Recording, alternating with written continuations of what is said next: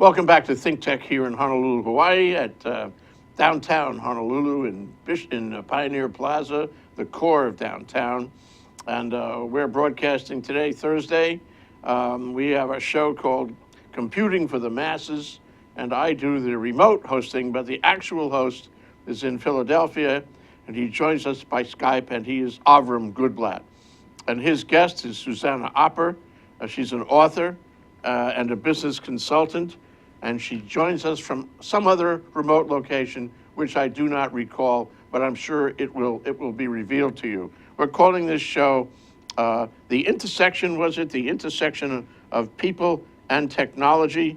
Let's see.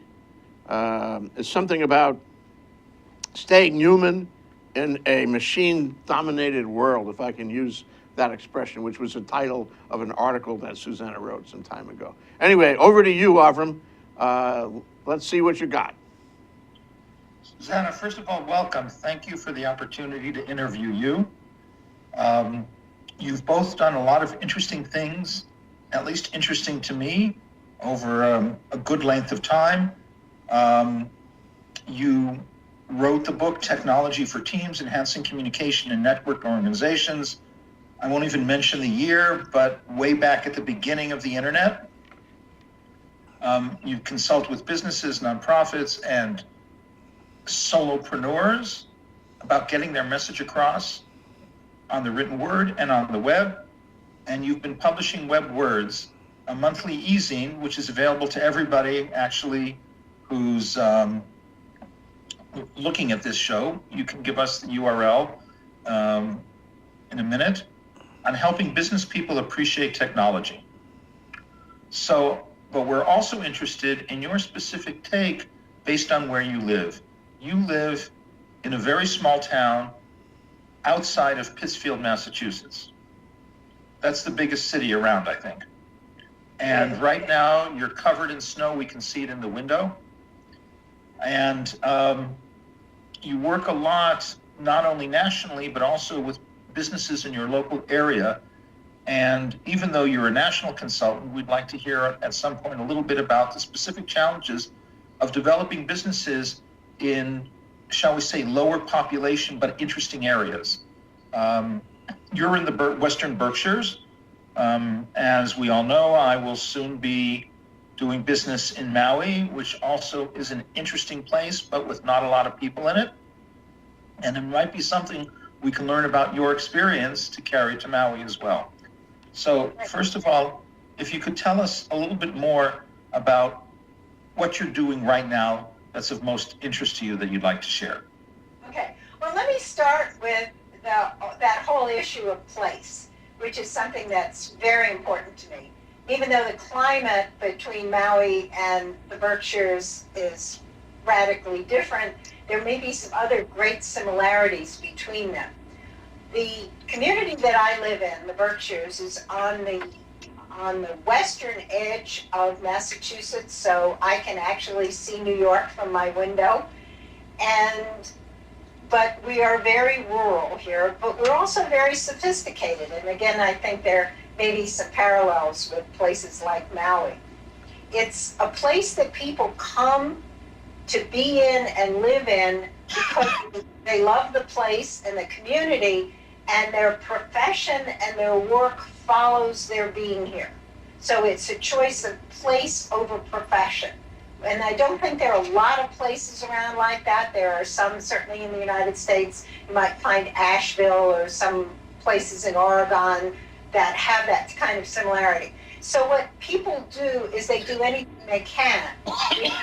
Great many people who are not necessarily doing the thing they went to school to do, just in order to stay where they are. So I don't know if that's helpful on the place thing. In terms of technology. Let me answer your question. I would say it's very similar, and I think Jay would agree with me. Although Honolulu is much bigger than Maui, I think in general, people who come to Hawaii, who weren't born there, come because of the place and adapt what they're doing to the needs of Hawaii if they manage to stay. And not everybody succeeds. Well, you're happier, I would say this, you're happier if you do adapt. there's a fair number of people who come to these islands and don't adapt. They never really understand what it is to live in an island, and they wind up leaving. But that's a matter, I suppose, that's a process I suppose you would find anywhere in the country. On the other hand, I certainly appreciate a place like the place that Susanna Opper is talking about. Well, there's, I think, a radical difference, and I think it's relevant. It's eventually going to be relevant to the conversation we're going to have about technology. I think there is a radical difference between these kinds of places. I just came back from Steamboat Springs, Colorado, which is another one of these kinds of places.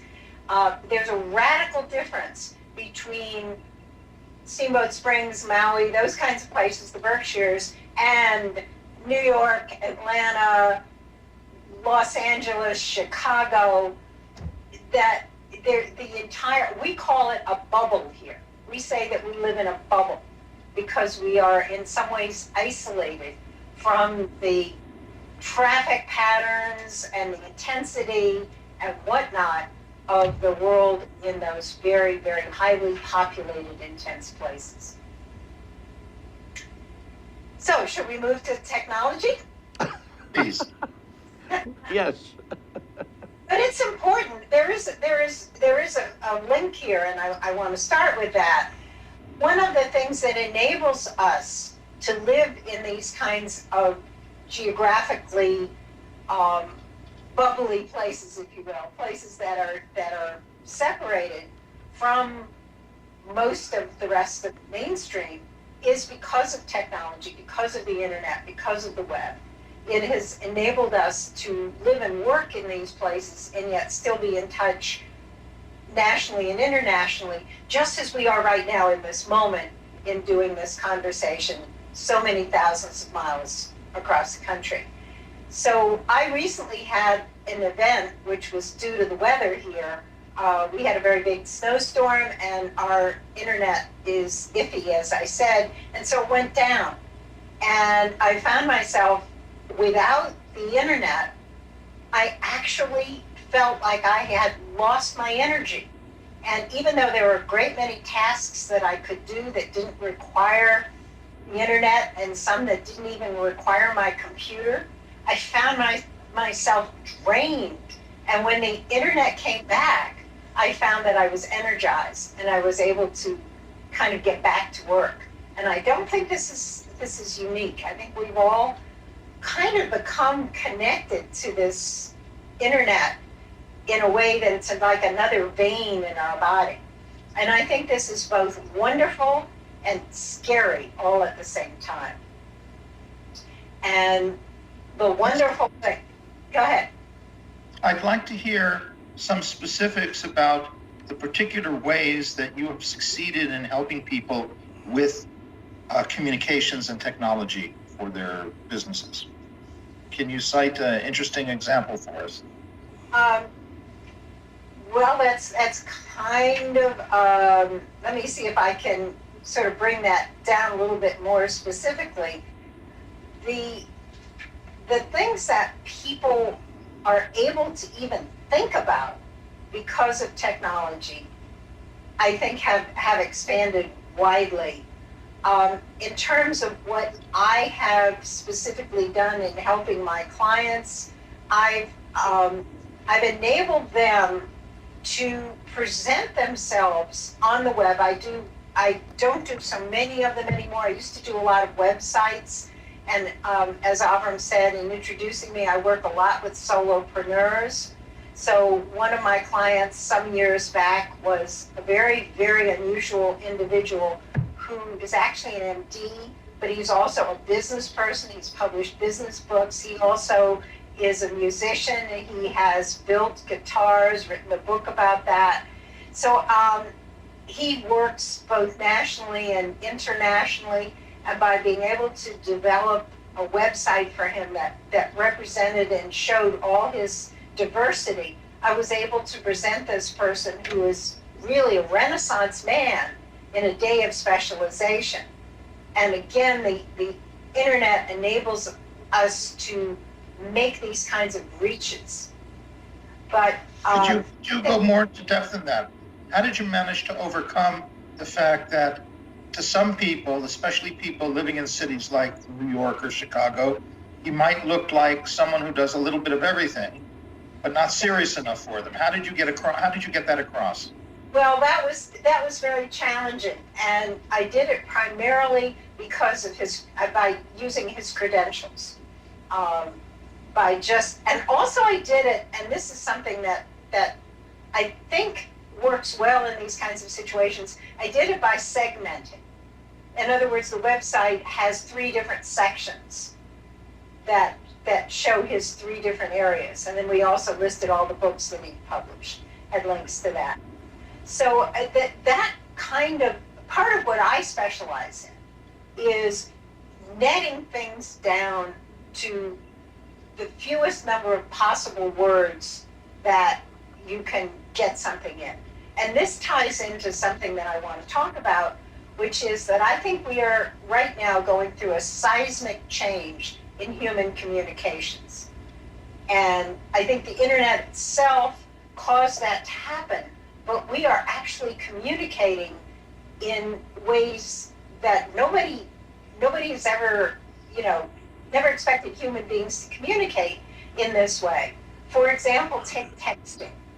People now are doing a great deal of texting, and a lot of texting is great for, oh gosh, I'm running late, I'll see you in 5 minutes. As soon as I find a parking place, I'll be at the restaurant. I just came back from a ski vacation, so okay, we'll meet you in 15 minutes at the restaurant. It's great for all of that kind of thing. But people are starting to use it as their main means of communication. So you have these very, very tight kinds of messages.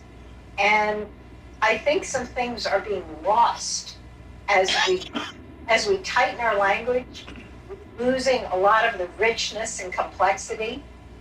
But I also think that because we are so overwhelmed, because there is so much material out there to take in, we're finding that we have to capsulize what we're saying and burst it out in a loud and dramatic way. How does this relate to the concept of an elevator speech? Well, it does relate to that, because part of what we need to be able to do is to say our point in a very brief period of time. And that the whole concept of an elevator speech, which, just in case anybody who's listening doesn't know, the derivation of that is the concept that if you're in an elevator, and let's say you had a business plan or something like that, and you're in the elevator and you're going to go to the 15th floor, and you have a potential investor, you've got the time from the first floor to the 15th floor to make the points you want to make to this potential investor to get him to be more interested in your product. So an elevator speech is a very tight but powerful statement of who you are, what you do, what your mission is, what your story is, whatever. And fortunately, that's been around for a while, and that people in business school have learned to do that. And that is helpful in helping us to get our message across. One of the things I do when I speak to groups is I ask everybody to stand up. Everybody stands up. Let's say there are 40 or 50 people in the room. And I say, okay, I want you to say what you do. Say your elevator speech out loud, all at the same time. And at first there's silence, because people don't believe that that's really what I want them to do. But then I say, no, really, come on, say it. So everybody now gets into it. They're all talking at the same time. There's just nothing but hubbub and loudness in the room. And I get a hold of, after a while, I get a hold of the microphone and I say, how can I be heard over all this noise? And people get it immediately. They get that there's such a hubbub of information. There are blogs, there are videos, there's so much stuff out there that it is very, very challenging to be heard. Susanna, when you say that the language is changing, when it's becoming more concise, I guess you could say, or the symbols of communication are becoming more concise. Yeah, are you also saying that we lose something in the process, or are you saying that you can be more concise and also deliver the necessary nuance. It's sort of like Japanese haiku, where every word counts. Is that what you're saying? Well, I'm saying both of those things, and it's a double message. It's a good news, bad news thing.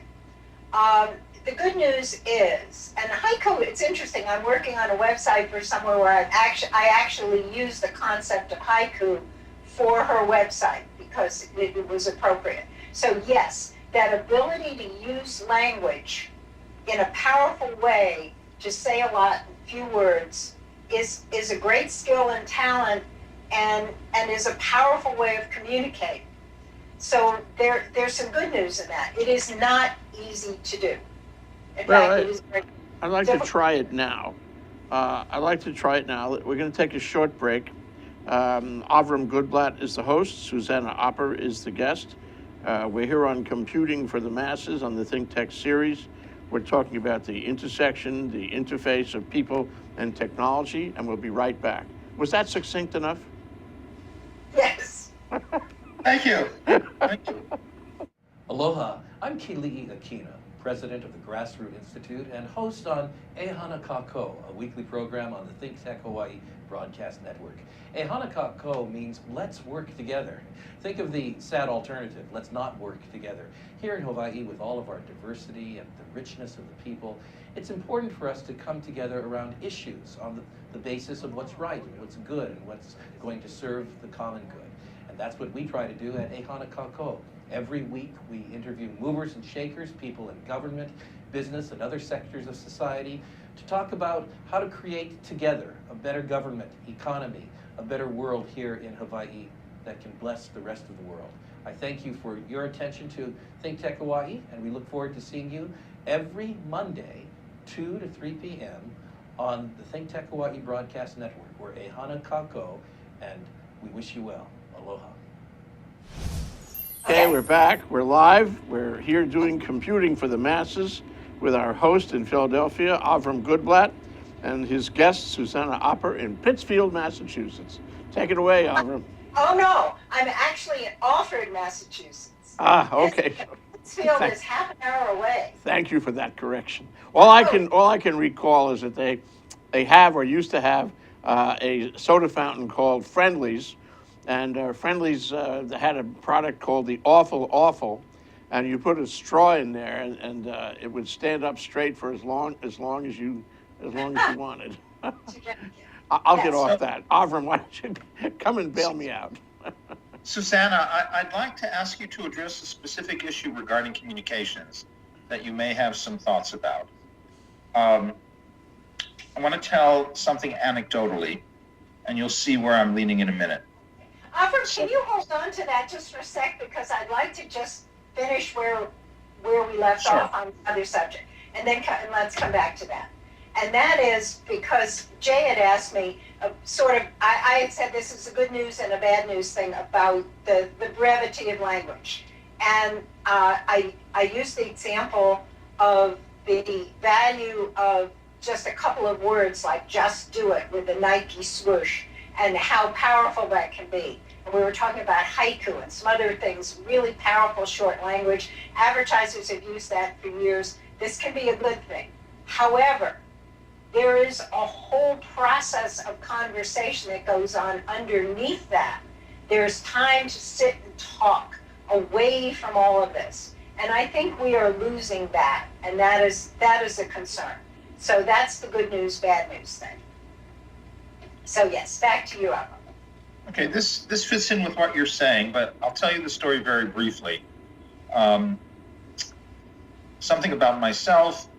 I lived in Maui, then at a certain point I moved to Philadelphia for specific reasons. I met my wife-to-be there, we got married, and then over the years I would just keep telling her how beautiful Maui and Hawaii is.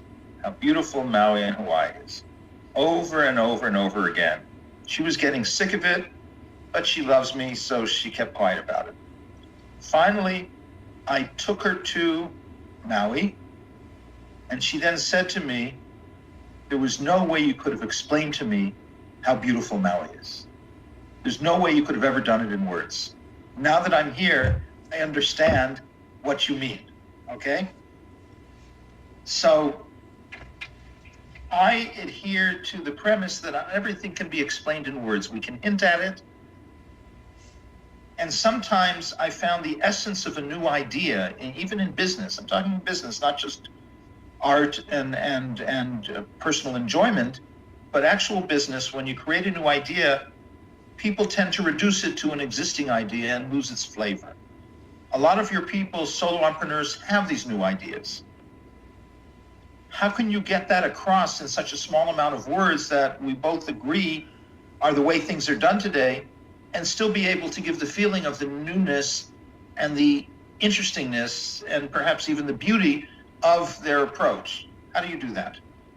Well, I think that that's challenging. It's also interesting that one of the things that is one of the reasons why I say I think we're going through a seismic change in human communications is because of video. Video, you know, you've got YouTube, you've got everybody out there doing their little, 5-minute videos. And I think the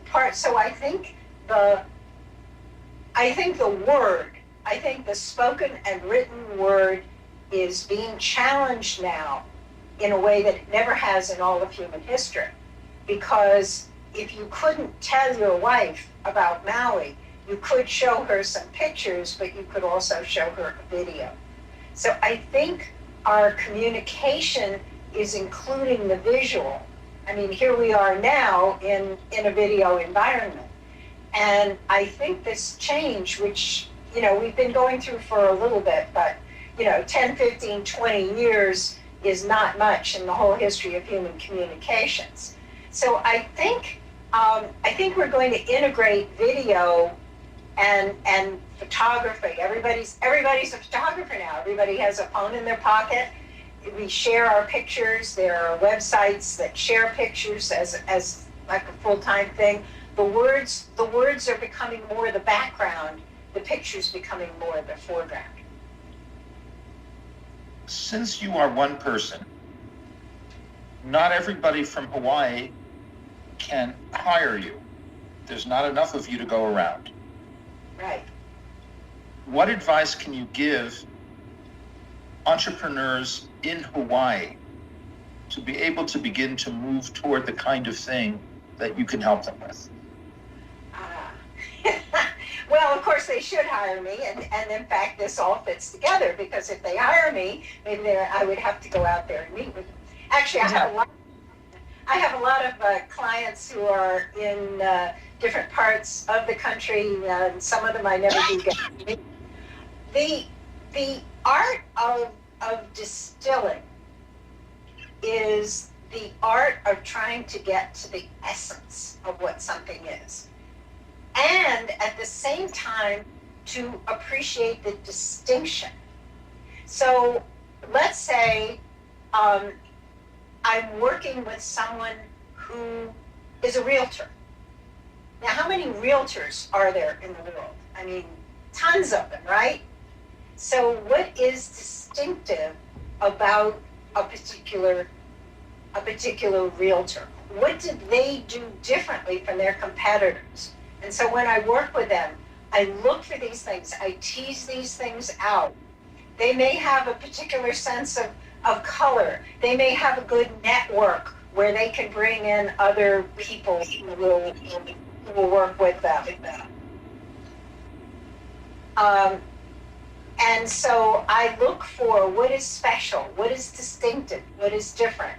And so entrepreneurs in Hawaii can work with them, some kind of a coach or anybody, or even on their own, and find a way to really get the 2, 3, no more than 4 distinctions that make them special.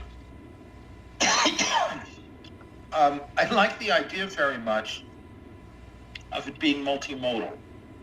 So how do you handle that in your situation?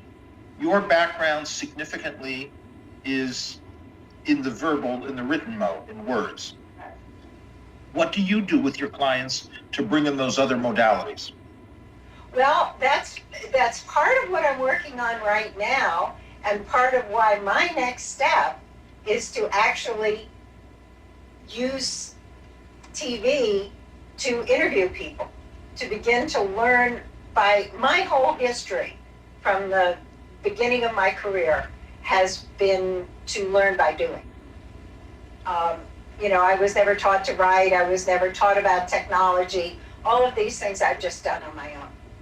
And so I'm going to do the same thing with television. I'm going to become a television interviewer on a local TV station. And I'm also going to take a break here because I'm beginning to think that I'm starting to look a little ghoulish because the sun is setting here and I'm going to turn another light on. So I'll be right back. Thank you. Okay, well, let's take this opportunity for a break. That's Avrum Gooblatt, the host of this show. The show is Computing for the Masses, and his guest is Susanna Opper. And we're talking about the interface of people and technology.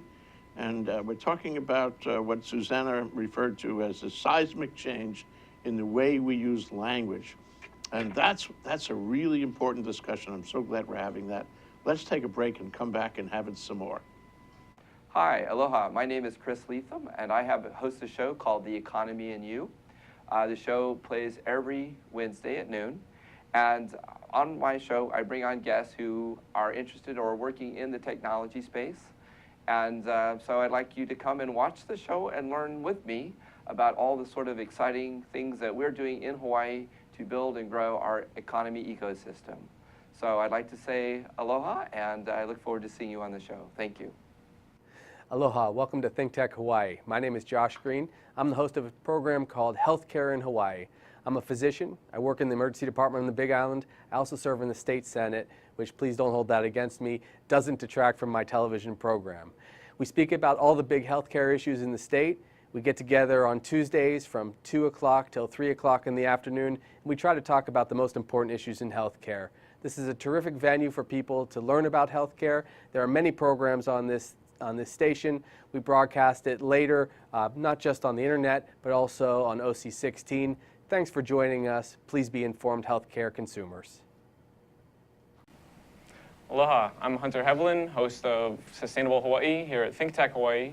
You can tune in every week on Thursday at 2 p.m. to see interviews with sustainability professionals from around the state and even further abroad, learning about activities with water management, food security, waste management, and a whole host of other fascinating opportunities to get engaged with making a greener island. So if you're interested in making the transition from consuming individuals to communities of producers, check us out every Thursday. Aloha. Aloha, Yappers. This is your host, Kingsley, for the Yap Show. Every Friday, 3 p.m. to 4 p.m. Eastern Time. You can catch us here live, ThinkTech Hawaii, and then later on we upload to our YouTube channel. We talk about youth issues, policies, youth programs, and how to transition yourself into adulthood. But this was like a sign, I guess. Hey, life's like, hey, right. Now's your chance to go back to school, which I'm doing. Catch us here again live, 3 p.m. to 4 p.m. Hawaii Standard Time. Aloha. Hi, I'm Jay Fidell. I'm one of the 20 hosts at ThinkTech Talks, and we have 20 shows, 4 every afternoon. One of the shows that I host is Agritech in the Islands. We cover agriculture, aquaculture, aquaponics, hydroponics, you name it, everything around agriculture. We want to show you what's going on all over the state in agriculture. Come and watch, 4 to 5 p.m. on Mondays. I'm Jay Fidell here at ThinkTech Talks. Aloha. Okay, we're back. We're live. I'm Jay Fidell on ThinkTech. I'm having a wonderful time with these guys. These guys are our host in Philadelphia, Avrum Gooblatt, and Susanna Opper, his guest, who is somewhere near Pittsfield, Massachusetts, where they have friendly soda fountains and awful drinks. But we can talk about that later. Anyway, we're having this really interesting conversation about people and the way they communicate, and how the computer, only in the past, decade or two, has changed the way we talk to each other. And I guess the question I would put to you, both you guys, is, are we more honest? Are we less honest? Are we making that kind of communication that Abe Lincoln would have appreciated? And by the way, today is his birthday. That's why I'm asking. Now, here's what I'd like to like to take this to the place that I mentioned earlier, that I wrote an article called Staying Human in the Machine-Dominated World. And what I did, the way I began that piece, was to imagine that you were living in 1151. And I picked 1151 because, as best as I could tell, absolutely nothing happened then. Now imagine that you might have lived in a walled city somewhere in Europe. All the information that you ever get in your entire life is less than is included in one issue of the New York Times. Oh, that's awful. Yes. I mean, think of it. You live in this community with the same people. Every so often, maybe a troubadour comes by or a peddler or something like that. But for the most part, you live in this small, closed community. But think of this. The size of your brain is the same in 1151 as it is today in 2015. And yet we are putting into our brains so much more information. We have so much more going on. And it's a real challenge when you think about the ability to communicate and the ability even to just keep track of your own life when you compare it to the incredible simplicity and probably, as we think of it, enormous boredom of what a human being might have, their existence might have been like in 1151. And then there's the power of silence, too. Susanna, I went into the internet and I looked at what happened in 1151, and it's amazing. You're pretty much correct. To give you an idea, it only lists 2 births of interest in 1151. One of them is Igor Sviatoslavich, someone I've never heard of. And that's the most important birth that entire year. Yes. Well, but it's important. It's important to think about. We're talking about staying human in a machine-dominated world. So the question is, what is human? Who are we as humans? And the question is, we're the same humans as those people were. And yet our lives are so radically different. There is one thing we can learn about 1151 that I think is relevant to our discussion. In 1151, there was a female Chinese poet, Li Qingzhao, who died that year. And in a sense, what you're saying is we all need to learn to be poets in our business. Yeah. Well, it is. It is like poetry, or again, somewhat less romantically, like advertising slogans. We have this ability to tighten things up. We also, there's something though very interesting, and most people I don't think have caught on to this yet, about these different ways of communicating, these options that we have. Because again, back to 1151, that's the only way to communicate was to talk in words. That was it. Maybe you could draw pictures. That's it. Today we have so many different options. We have texting, we have email, we have Facebook, we have video. So I now ask my clients and even my friends, when I meet new friends or have some kind of new connection with people, what's the best way to communicate with you? What works best for you? And some people, or even take my grandchildren. I have 2 college-age grandchildren. The question is, how do you want me to communicate with you? One of them likes the telephone. How old-fashioned is that? The other one, email. And then little texts along the way. So I sent an email to one of my grandsons, and then he didn't respond. So I sent him a text, and the text said, "You have mail." And so he would read it. All these things seem to me like barriers, as opposed to the chat by the fireside with the glass of sherry, was it? Where I can look deeply into your eyes and see your soul, and you can do the like for me. All these things are all barriers, and how can you actually appreciate the essence of the other individual with all these barriers? Well, and I think that's a good question. Somebody told me recently, a young person told me recently, that when he and his wife go out to dinner with their friends, everybody puts their cell phone on the table. And the first person that picks it up to do something with it gets to pay the entire check. Oh, that's great. I love it. Isn't that great? The, So that's how we have to do it. We really actually have to discipline ourselves in ways like that to let go of this technology and sit in front of the fire with a glass of wine. We have to hang on to the old ways of communicating as we add the new ones. Amen to that. what about, so now you've successfully been consulting with the solopreneur, and it's gotten to the point that the solopreneur now is expanding and working with other people around the country or around the world. Perhaps he's hired some people. And now we come back to you and said, yeah, I'm great at learning to communicate on the web and so forth, but now I have a whole team of people that all need to communicate with each other. And some of us like Twitter, some of us like email, some like just regular old text messaging, some of us like making videos of ourselves. And we can't even seem to agree on one technology of communication. What do I do with these people? I have to communicate with them, but it's not working as well as I'd like.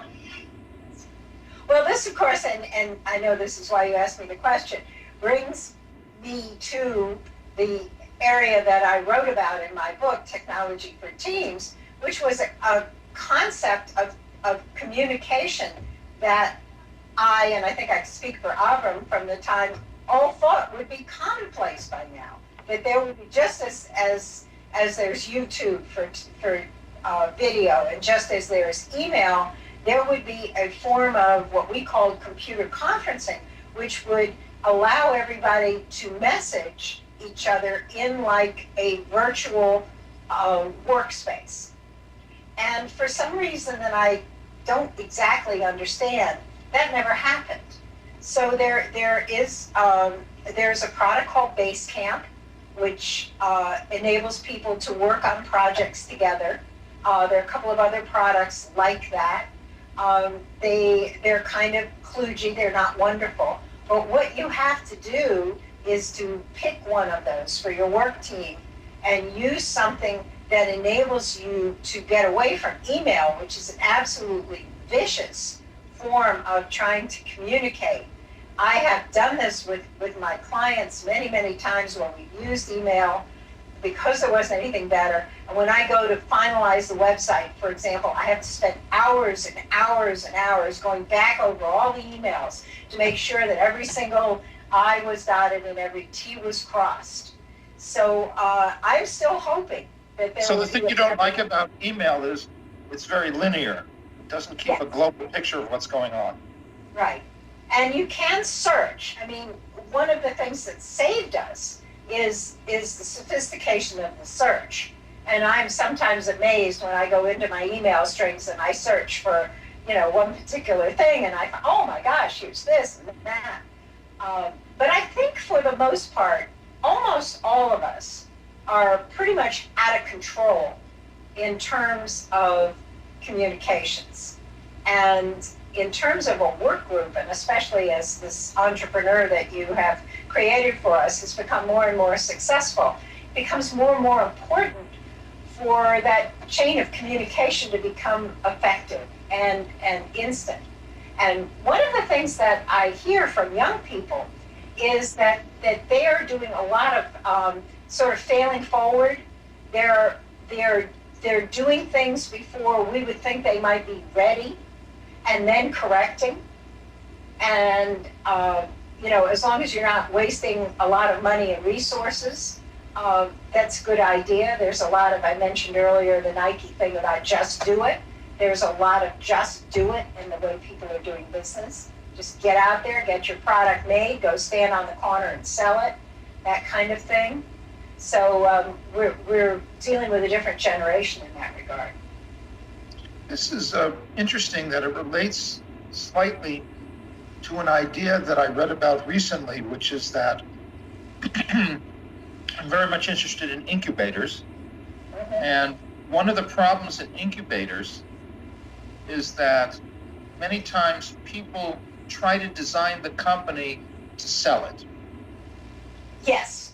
And that the advice here was, no, that's wrong. You have to develop the company to develop your product. because you have to keep the product, whatever the product is, whether it's an electronic product or a physical product, you have to work on making that realizable and not just figure out what's the shortest path to sell the thing. Right. Yeah, and that that goes back to sort of good old fashioned thing of, you know, do it right, do it well, and then they will come. Right. Which is hard for people to accept now because they see things moving so quickly. They want to jump to the finish before they take the risks and play around a bit. They're trying to short circuit to the money, so to speak. Well, what's wrong with that? I mean, I think there's a whole generation of MBAs out there who want to package the company for sale. They think they're going to make more money that way than perfecting the widget. And so, I mean, we have a generation, if not more than one generation, maybe two generations, that are being trained in that exact thing. I had a call yesterday with a young fellow who was establishing an investment organization, and he's looking for companies that he can resell. And it doesn't matter what the product is. And that's the nature of our economy these days. It's scary. What happened, you know, to the fireside? What happened to direct communication? What happened to the old American ethic of building a better buggy whip? I'm assuming that's still useful. But what's your reaction to that, Susanna? Well, I think it fits into the really changing times that we're living in. When I said that we were in a seismic change around human communications, I think we're in a seismic change about a great many other things, including business and the way we do business. And I think a lot of this is going to take time to shake out. And there are a lot of very bright, very ambitious young people out there today. And I interview for the college that I went to, and I get to talk to these people. And I think a lot of these bright young people are very smart, and I think they're gonna find their way, and I don't think it's gonna be our way. Speaking of businesses, one thing I did want to do, because Avrum mentioned earlier that I have a newsletter called WebWords, and I would like to invite all of our listeners to sign up for that. And the way to do that is to go to my website, which is www.shawanon.com. And I'm going to spell that. It's SHAWENON.com. Shawanon is a Native American word that is the name of the area that I live in, and it means beautiful place. So that's SHAWENON.com. Shawanon. Yes, Shawanon. And then on there's a sign-up link to my newsletter. That's great. Thank you for that. Well, we're almost out of time, Avrum. You want to summarize this and see if you can, express the essence of what we've learned here today. This was not a show of exactly that went exactly where you expected it would go. I think we covered new ground, very cerebral. Thank you very much, Susanna. But Avrum, what do you take away from it?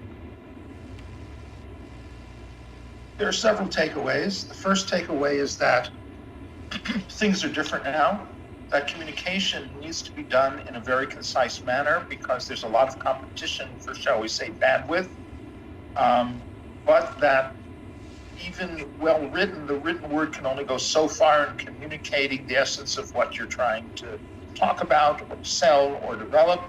And other modalities such as the visuals, such as video, need to be used as well to get the full story across. But that this is obvious from the internet that obviously they're important, but that it doesn't just happen. In order to communicate in these tight messages and to get them across requires a lot of work, a lot of backstory where you're sitting and talking about it and developing it. It doesn't just happen on itself, and that the current generation that's now, the younger generation that's now doing things is experimenting with all these ways because no one really has the full answer yet. We're trying all different things, how to pull it all together. Pulling it all together. Yeah, do you have any rebuttal to that, Susanna, or any final comment you want to make? No, I think that was a very good summary. And I think we live in the There's an old Chinese curse, may you live in interesting times. I think we live in interesting times. But the more modern Chinese are trying to make a comparison between Shonan and Maui, and to see whether the term Shonan really expresses the beauty of Maui. Well, thank you very much, Avrum Gooblatt, our host, and Susanna Opper, our guest, here on Computing for the Masses, talking about the interface of people and technology. I've really enjoyed this, and I hope you guys have too. So we'll see you next week, Avrum, and thank you very much, Susanna. Thanks. You're welcome. Thank you, Susanna. Stay warm. Bye-bye.